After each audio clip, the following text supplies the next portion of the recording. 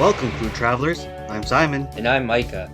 Our LA episode continues with more food, today with mostly ramen and boba. For lunch, we headed to Kitakata Ban Nai Ramen. They actually have multiple locations. The one we ended up going to was located in Buena Vista.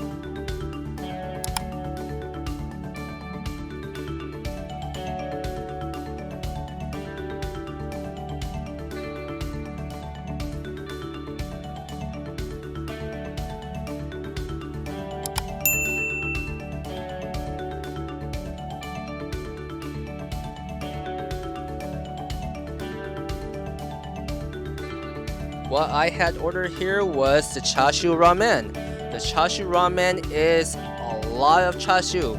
One of the most I've ever seen from a ramen shop. It's not just 3 pieces or 4 pieces.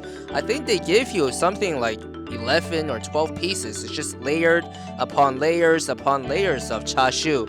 And they do put the seaweed on the side, which I very do appreciate that, so it doesn't get soggy. I think they did a really good job with the egg. It's still runny, and the broth is very light, which is what I recommend. If you're looking for something that is on the lighter side, it's a little bit different from the traditional ones where the broth is lighter, so you don't feel you're overly stuffed, especially if you know you're going out for boba and dessert later. And for me, I had the Sukkeman ramen. This is a dipping ramen, so you'll actually served the noodles and the broth on 2 different bowls. And what you do is you actually take the noodles and you dip it, and you leave it in the broth as long as you want, depending on how much flavor you want it to soak up, and then you take the bite. This ramen is actually a pork broth dashi soyu base. It includes radish shoots, spinach, bean sprouts, carrots, green onions. There's also the chashu from the toro, lime, grated radish, ginger, and sesame seeds. One of the interesting about this is the lime. They give you a wedge of lime, and depending on the acidity that you want, you can actually add that into the broth, and it helps kind of bring a freshness to the richness and the flavorfulness of the pork broth. And so it can cut down some of that oil if you kind of don't want that extra kind of fattiness that you get from a pork broth. I definitely recommend it if you've never tried this before.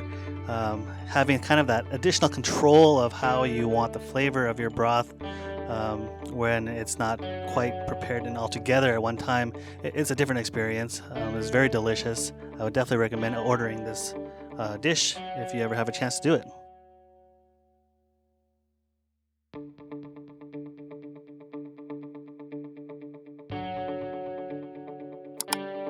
And after lunch, we headed over to Boba Guys. I had the Korean flavored banana milk. Yeah, the Boba Guys, they're actually a local shop that started in California, so you can find their locations only in California, so that's a place to try. One of the drinks I had was called the Dirty Banana, I believe, and what made it dirty was actually a shot of espresso added to the banana milk. The drink was actually pretty good. It's definitely different than what I've had usually. It's definitely a good spot to go if you're in California.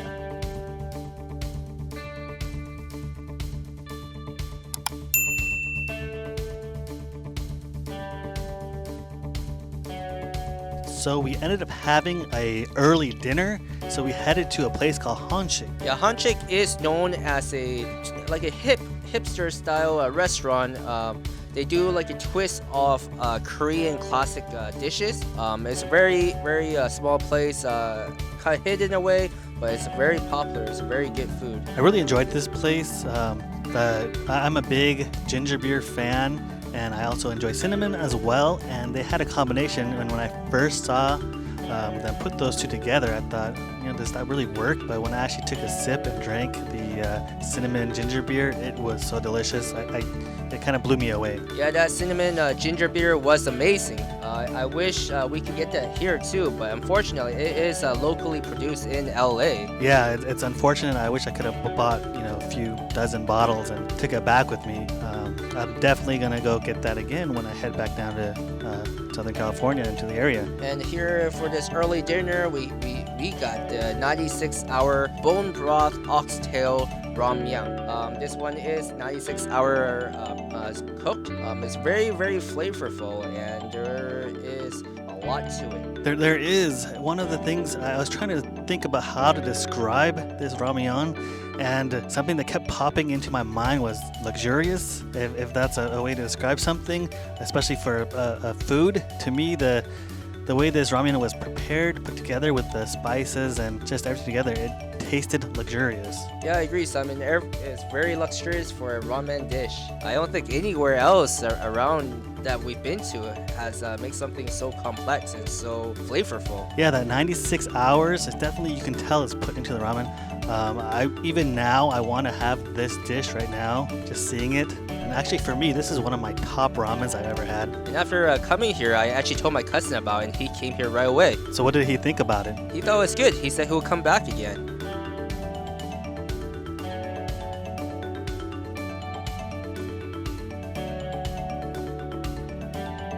And after our early dinner, we headed to Café Bora. Café Bora is one of our favorite dessert places in LA. Yeah, this is one of my favorites all time. What I got was the strawberry tiramisu. It's so delicious, creamy. It's silky. It's one of those things where just talking about it doesn't do justice, or even seeing it. You actually have to go try it yourself. Yeah, and I got the ube tiramisu and also the ube ice cream soft serve. The reason why I got the two flavors of the same combo, mainly because once you start eating into the tiramisu, it's good to add a little bit of soft serve into it, just to add more texture and more flavor.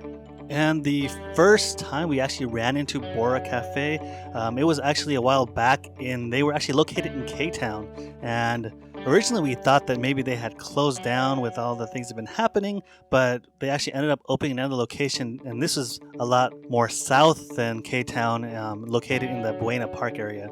Yeah, I'm actually glad that we made the trip back down here to get this Café Bora.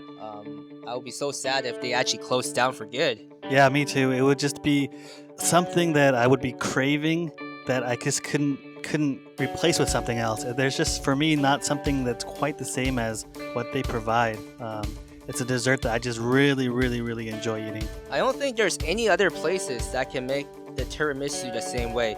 It's not like the traditional Western tiramisu where it's really heavy and overly sweet. This is just the perfect amount of sweetness to it. Yeah, I agree. It doesn't overpower you and kind of give you that over kind of sweetness high. It was just perfect. That's all I can describe it as, perfect.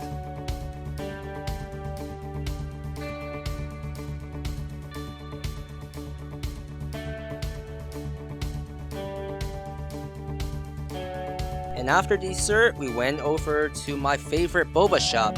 It's over in Rowland Heights. It's the Xing Fu Tang. Every time we went to Vancouver, BC, and Taiwan, we always stop by Xing Fu Tang for their brown sugar boba. Yeah, for us, Vancouver, BC is about a 2-hour drive since we are from Seattle. So when we were visiting Vancouver, we'd go to this place quite a bit. It's actually also one of my favorite places to go. I just love. I don't think anybody else's boba compares to how they make their boba. It's one of my favorites. It's kind of undescribable compared to other places. It's just so good. And I like how they make everything in-house, as you can see here in the video. It's all done in-house. There's no pre-made boba or anything. So everything is nice, soft, chewy texture to the boba itself. You do have to stir this 18 times, and they do have signs all over the boba shop to tell you to stir 18 times to make sure everything gets incorporated together. Yeah, you definitely don't want to have little pieces of here and there, and so definitely something we recommend is stir that boba 18 times. Yeah, and Xing Fu Tang, I think they do a very good job in this California location. I can't taste anything difference between the one here in California, the one in Taiwan, or even in Vancouver. They're very consistent with their flavor. Yeah, their process is very good from location to location, and it always is very, very delicious. I think this is one of my favorite brown sugar boba spots. If you do have a chance, come on down to this location. Yep, you will definitely not be disappointed.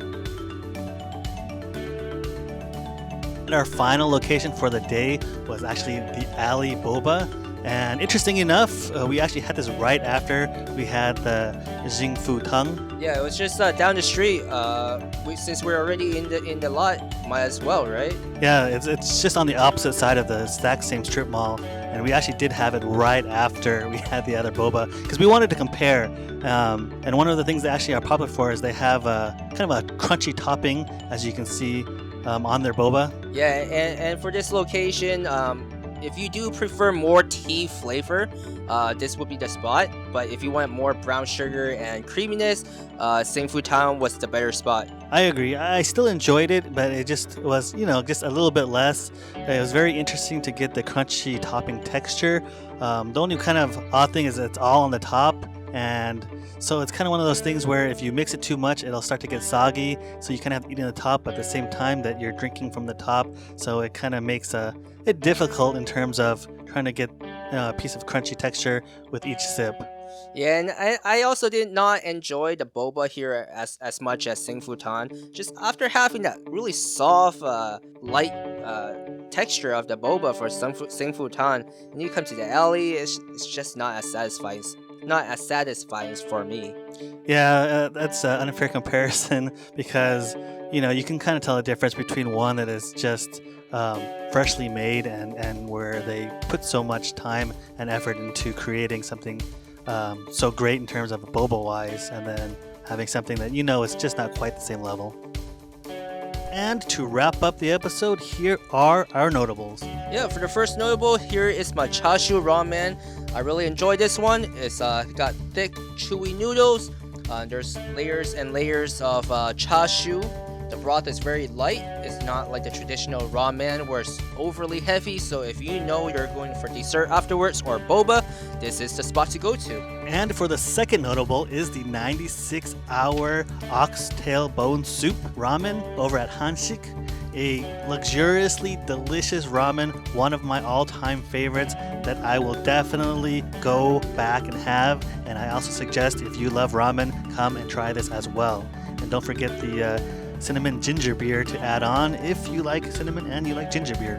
And for our third notable are the desserts over at Bora Cafe, strawberry and ube tiramisu and the ube ice cream. For me, this is a master craft of desserts with the right balance of sweetness, flavor, and texture. You just can't find a better perfect dessert than these, at least in my opinion. Go try them for sure. And for the last notable is the Xing Fu Tang.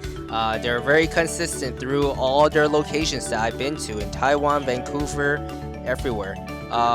This one is made in-house, so you can watch the boba making process.